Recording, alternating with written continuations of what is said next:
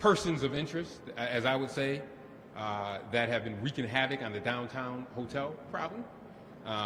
Everyone is innocent until proven guilty, but you have what they were in possession of and what address they were at. So you can draw your own conclusion from that. I want to say that as we seek to bring down violent crime, these quality of life issues are just as important. And when you have individuals going around smashing cars, often not taking anything, but just because they think it's cool, we're not going to stand for it, and we're going to continue to heighten the security level that we're going to have to try to bring these people to justice. And then we're also going to have the fire chief touch on fires. There have been people that have lost their life in fires this month, and we really need to reiterate the importance of making sure, number one, that people are not starting fires on vacant city lots, but more importantly, that they are keeping their home safe by following basic fire safety principles. And I want to add, and I'll reiterate this at the end again, I just spoke with Crime Stoppers. We have a significant reward. Crime Stoppers have a significant reward for individuals that give us information on folks that continue to vandalize people's property. And one of the most egregious ones, I mean, the cars are one thing, one of the most egregious ones, and I think one of the stations reported on it, was someone going into a building that was boarded up using tools to take off the boards and then throw chairs and other things into the river because they think it's cool. Well, my hope is that the individuals that are responsible for this will be brought to justice. You have possible names of individuals that are engaging in these activities on a regular basis that the chief will touch on. But 3 arrests were made last night of individuals that were in possession of these types of tools. But the other important point to make about last night with these 3 particular individuals that are persons of interest in terms of some of the havoc that's been wreaked around the city is that police officers had to engage in a foot chase. That is extremely dangerous for officers when they have to engage in a foot chase. We have more officers getting injured and injured, more and more officers getting injured because they have to run in the snow and ice to chase individuals that shouldn't be engaged in activities that are dangerous for our community. So I hope that the community will continue to be outraged about this, but more importantly, that they will give tips to individuals that are going out and creating damage for no reason. Not taking anything, but just because they just want to go smash and they think that it's cool.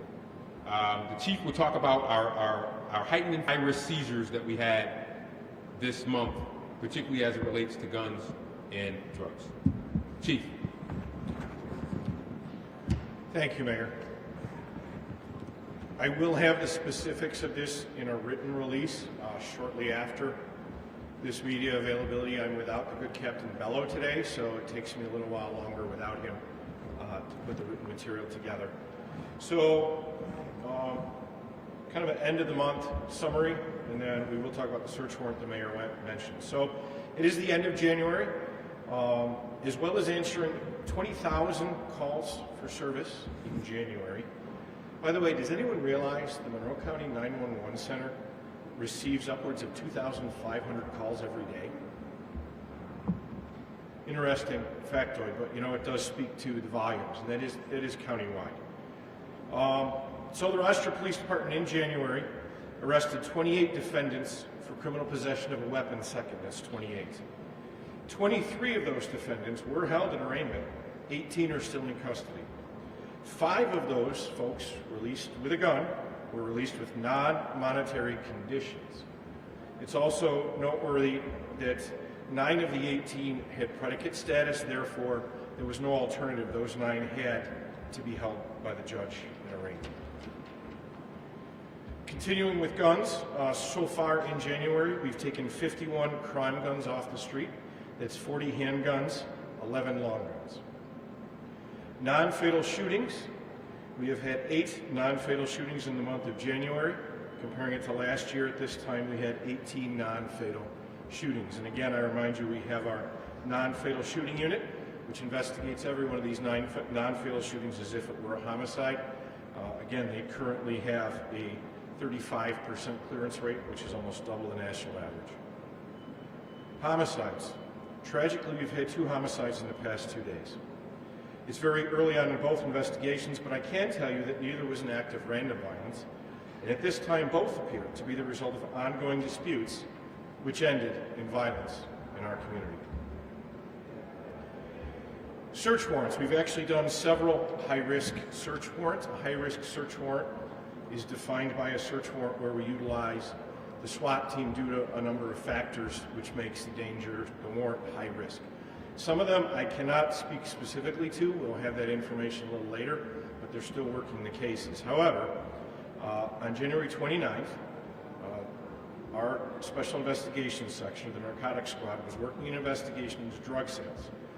During the course of the investigation, they were able to draft search warrants.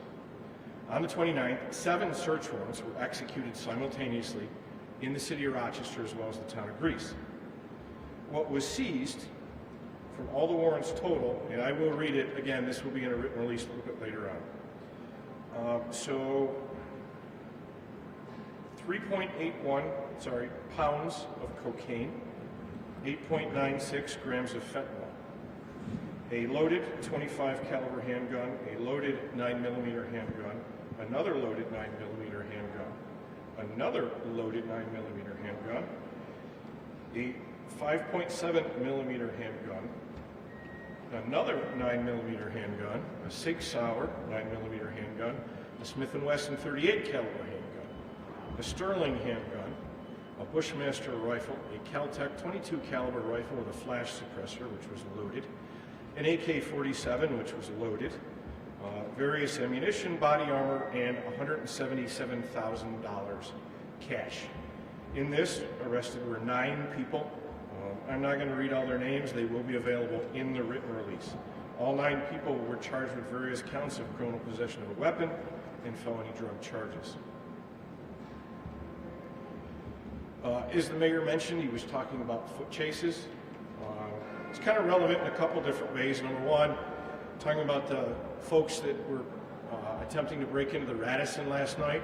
As you saw in the media release, we were able to apprehend them. The officers were there doing proactive efforts, monitoring the location, encountered these individuals, found them to be in possession of burglars' tools. Once they were processed, we had to release them on an appearance ticket. But when we first found these individuals, it resulted in a foot chase. That foot chase was a 9-car response for these 3 individuals attempting to break into the Radisson, which we're going to have to see through the court process because, as I said, they were given appearance tickets. Now, that 9 cars isn't tied up for an extremely long period of time, but there's 47 car beats. On any given time, there's 47 officers. This took 9 of them. And then the other I wanted to highlight on is I did have an injured officer last night in a foot chase. So one of my officers was in the area of 158 Maryland Street. He attempted to make a traffic stop of a vehicle. While doing so, the operator and the sole occupant of the vehicle pulled into the driveway on Maryland Street. He exited the vehicle and began to flee. The officer was pursuing on foot, but when vaulting was, the fire department had to go and cut the fence to get the officer down, leaving the piece of fence intact in his thigh. You can see in the picture, there's wrought iron fence. In here, it's right here. He was taken to the hospital that way. Other officers responded. Ultimately, the suspect was located. And also, with the suspect, which he discarded, some in the pursuit and then some in the vehicle, we found almost $5,000 in cash.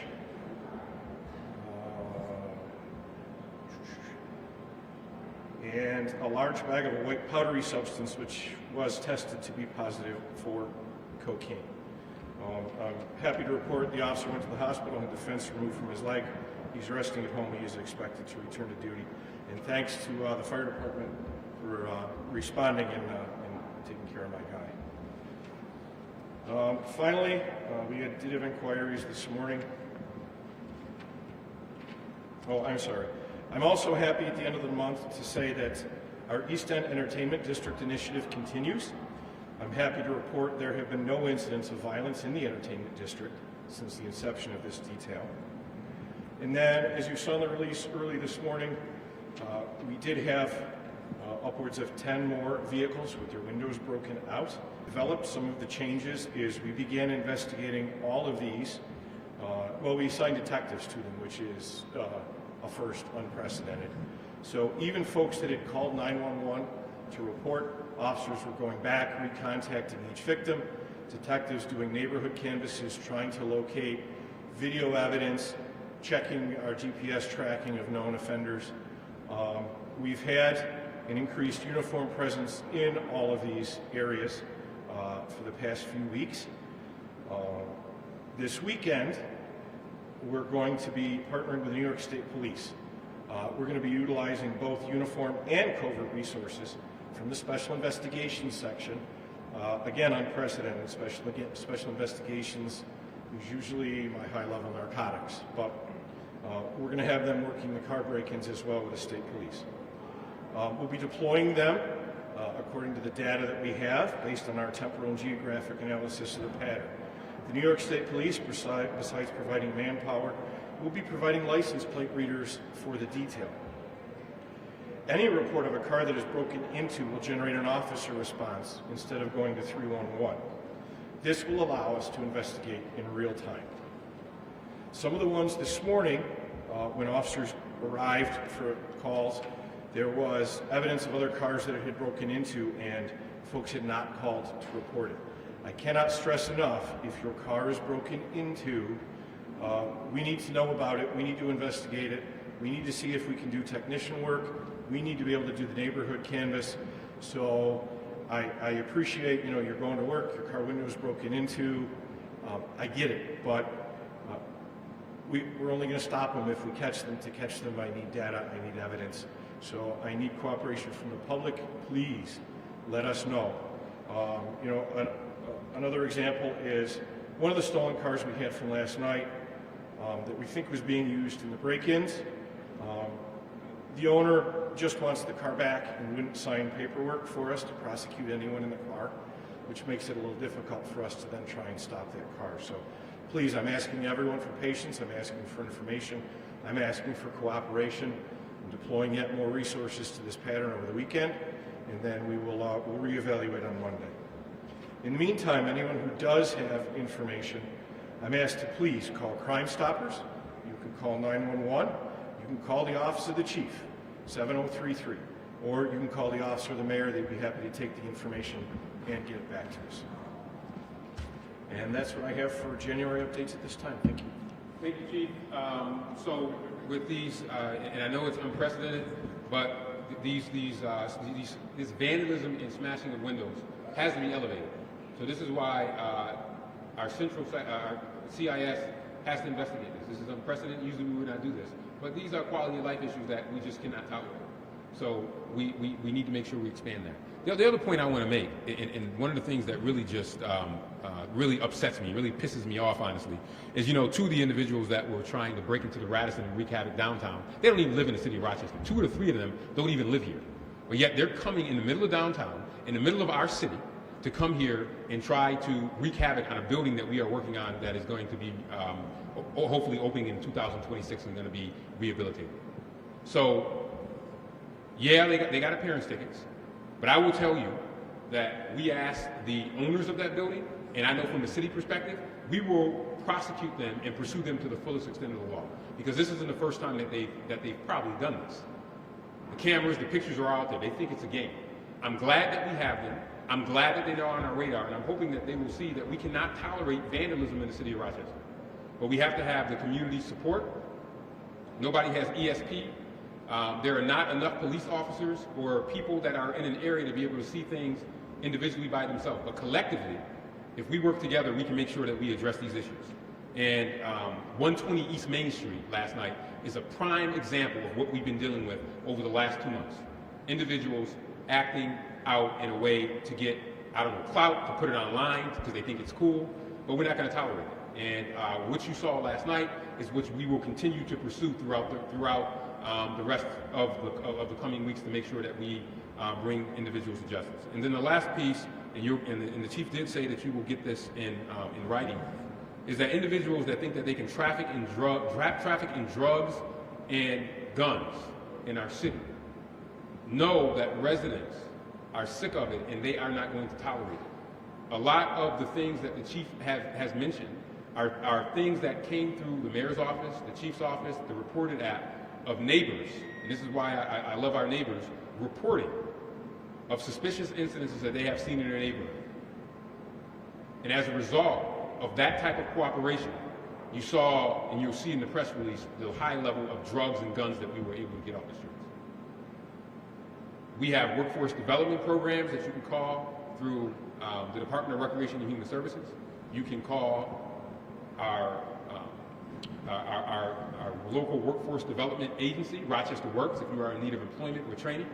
Here at the City of Rochester, we have a reentry program, again, through the Department of Recreation and Human Services.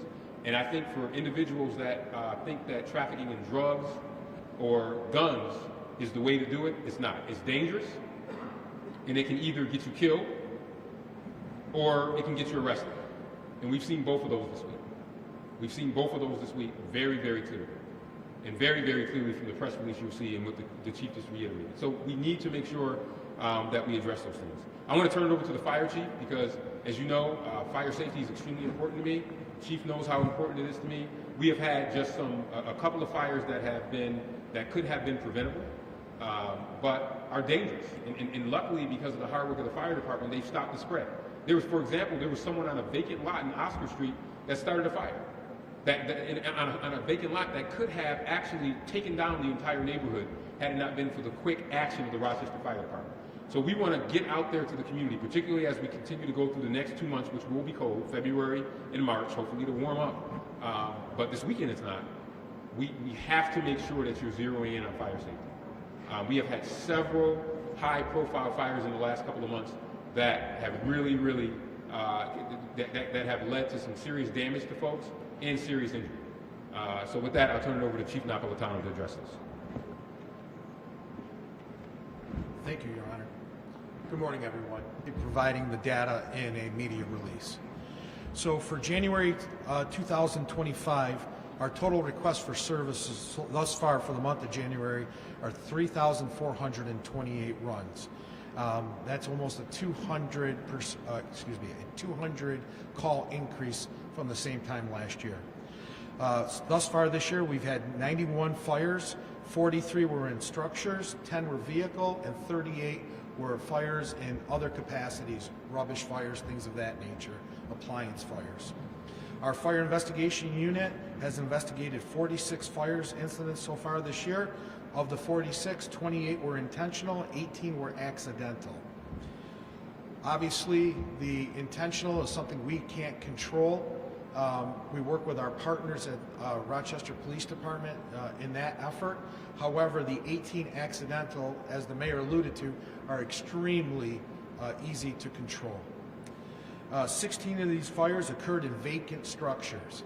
Again, these are structures that are secured, boarded, but the security gets removed, and we're asking for people, if you see something, if you see an opening, please contact 911, contact 311, call the fire chief's office. We work with our partners at the Department of Environmental Services and Neighborhood NBD in order to re-secure those properties along with city security. Additionally, we've already responded to 220 motor vehicle accidents this year, several of them being significant with requiring extrication of the patient and other occupants using hydraulic methodologies. So we remain vigilant with the 511 members of the Rochester Fire Department to provide fire safety. But it's incumbent upon individuals to do the right thing. A couple things I just want to touch upon. Candles. If you want to use a candle, that's fantastic. Just don't leave it unattended. There's methodologies to ensure that you're use a plate, keep it next to, away from any combustible materials, or even better, use an electronic candle with a artificial flame.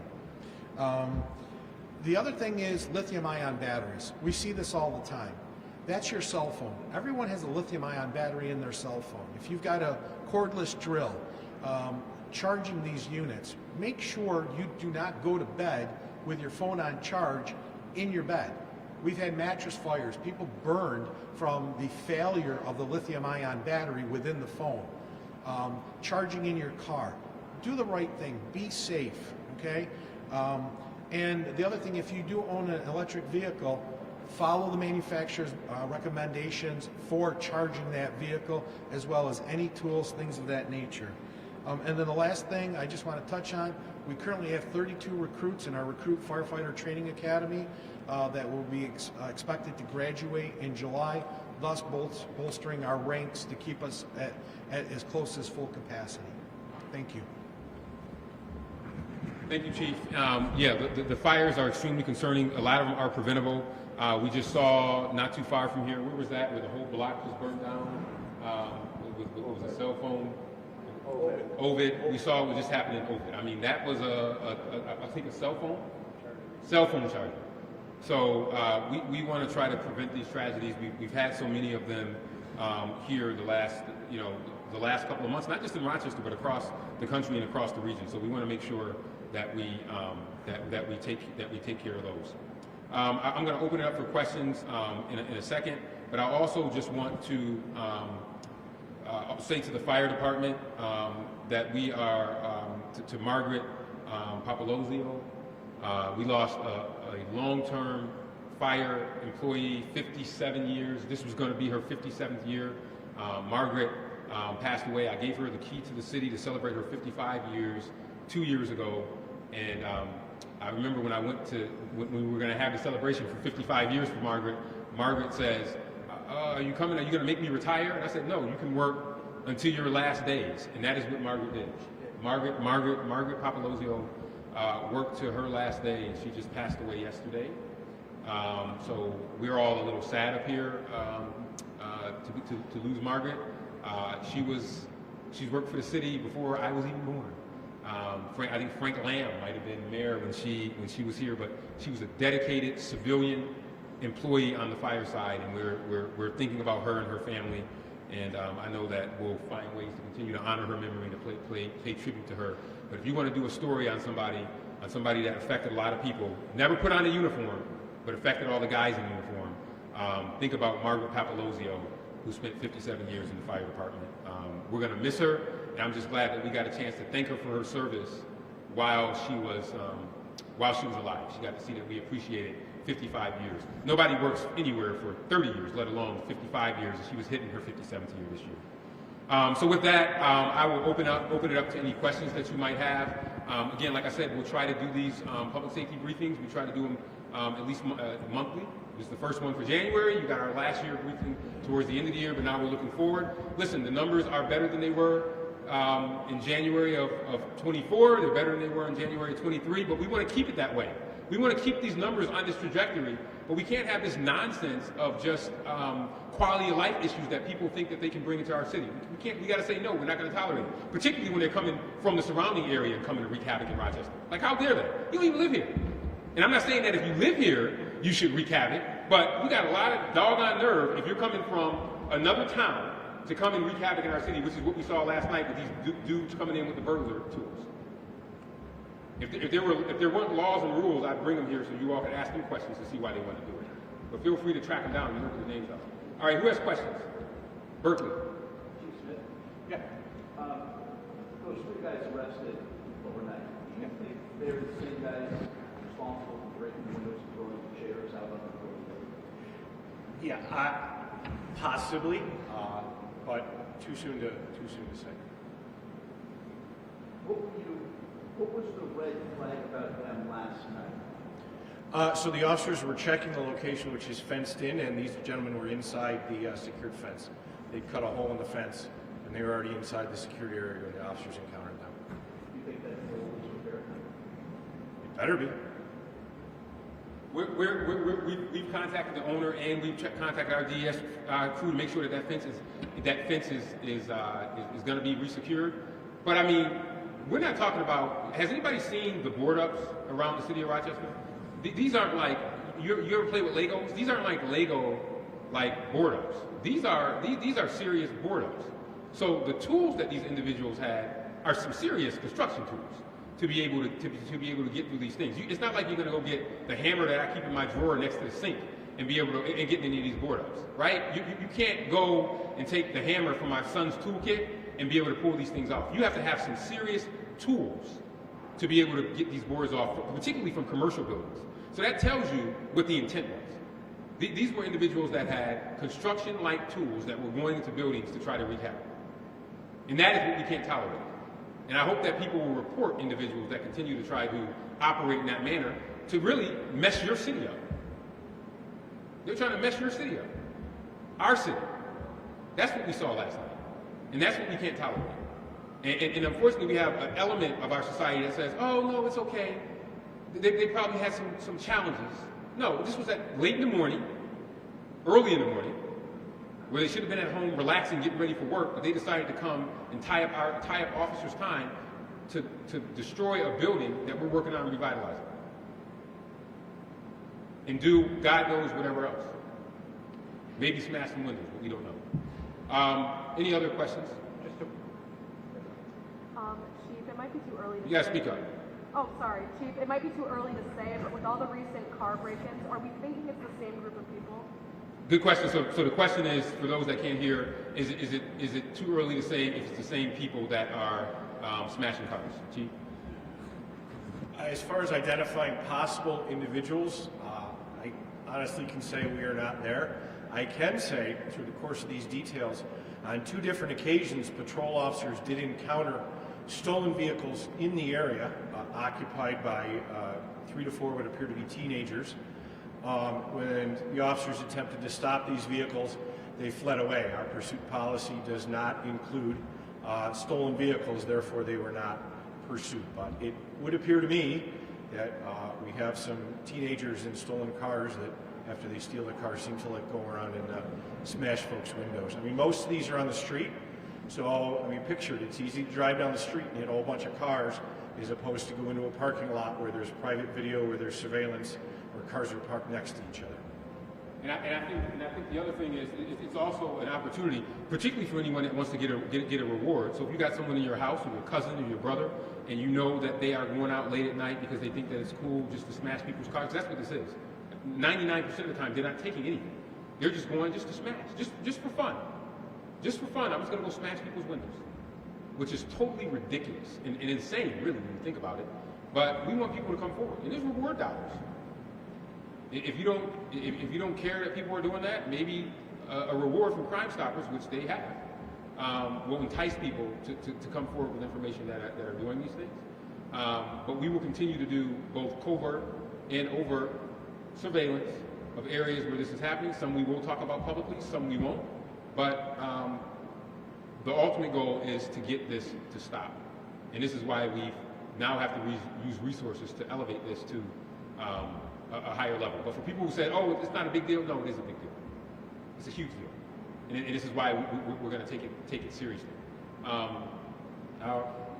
Mayor, real quick, 57 years for Margaret Papalizio? Yes, 57. This year would have been 57. So she's going into her 57th year. And if you go to the fire department's Instagram, you can get a picture of her. But 57 years, think about that. No one stays around that long, especially you guys in reporting. I don't think anybody stays at a station for more than 10 years these days. So that's a long time. You're looking at 2 of them. Yeah, you guys are like dinosaurs. I feel like one. On the issue of the search warrants, do you think that this is part of a larger crime syndicate, or was this a very small group that was operating? I don't know if it's part of a larger crime syndicate. I'll let the chief answer that question. But I do know, once you see the list of all the stuff that came out, there's no question that they've been wreaking havoc on the streets of Rochester. Chief. Part of a nationwide syndicate? No.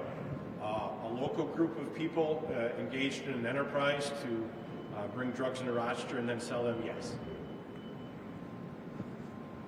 We often we haven't talked about our gun trace data report.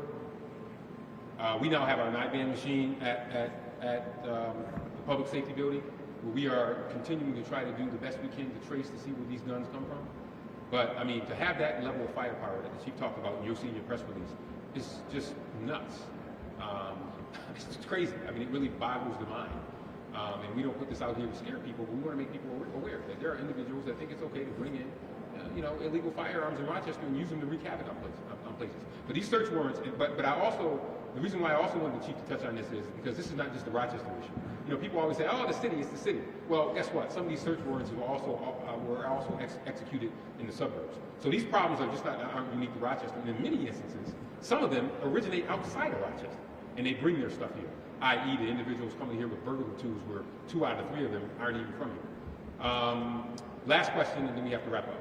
Burglary. I know the RPD chase policy is nuanced and it's spelled out in the order. Yes. But I'm sure in the last 5 years I've seen stolen cars chased by RPD. I think of stories where I've done that, so why aren't you chasing these guys? So stolen cars become chaseable if they are endangering officers or the public, basically in a nutshell. So if you have a stolen car that swerves at an officer out on foot, that becomes a reckless endangerment, which ups it, and that was a recent nuance. And it is quite a lengthy policy, but the easy way to keep it in mind is if it's a property, it has to be a crime that endangers a person, whether that be a police officer or the general public. And then even after that, there are rules of engagements and there's cutoff points where it simply becomes too dangerous, we won't pursue anymore. The challenge with the chase policy, this is not just the Rochester issue, but somewhere else. As much as we want to get the knuckleheads that we started pursuing the other way, the challenge is that they hit a pedestrian while they're being pursued. And then that pedestrian ends up getting hit or killed, or worse, the RPD person is the pedestrian. So what we've been talking about is how do we find that happy medium to try to catch them even before they start getting engaged in a pursuit. But that's the challenge, right? Because when you have somebody that might not know how to drive, you already heard the number of automobile accidents that we have. Half of the folks that have driver's licenses shouldn't have them, let alone someone that does not have one. And then they decide to go 100 miles per hour down a residential street that is extremely narrow, and then you have officers pursuing behind them. It raises the risk of actually hitting somebody. Our goal is to try to find that happy medium. Now, a gun is involved or some type of other violent incidences, we have to do what we have to do and do those type of pursuits. Our challenge is where we find those happy medium. But the most important thing is we want to prevent this nonsense. All this stuff is preventable if people would just take responsibility for their actions. But I know there are some folks out there that would have excuses as to why people are doing this. There should be no excuses for this. There's no excuse for taking burglar tools downtown and going to dismantle somebody's private property or property that is going to benefit all of the residents of Rochester. So thank you all for being here. All this stuff will be put out in a release. We hope tomorrow's February 1st. Happy February. We hope to continue the trajectory in terms of decreasing gun violence. We want to be able to do that, and then hopefully our next update at the end of February, February 28th, we'll have good news to report. In this business, there's always good news, there's always bad news, but we like to put it all out there to be transparent, which is what this administration is all about. So with that, thank you, everybody.